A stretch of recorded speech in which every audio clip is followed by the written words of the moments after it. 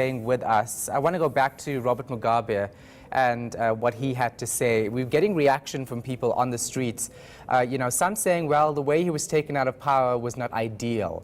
Others saying he is just now an ordinary voter of Zimbabwe. What do you think about what he had to say? Shahan, Mugabe comes across as a man who is very bitter.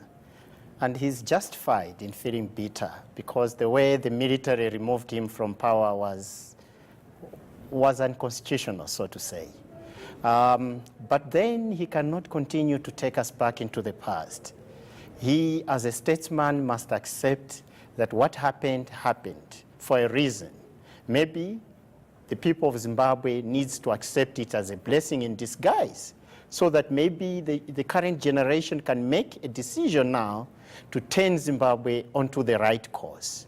You must remember that Mugabe presided over an autocratic regime, and he was forced to do that because of the sanctions that were imposed on the country, because any leader who is operating under sanctions will be forced to take some draconian measures in order to stay in control and in charge. Yeah. So I think he's a man who is feeling bitter.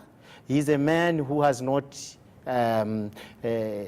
maybe I can say, he has not accepted what happened to him, and he will continue to take the country back. As long as he lives, he'll continue to refer back to that moment. Yeah, that's something he's definitely going to do. Edward, thank you so much for your time. Africa analyst Edward Mitole giving us some insight on what former president of Zimbabwe, Robert Mugabe, had to say. We'll take a quick break. We're back with your headlines and some breaking news after this. Stay with us.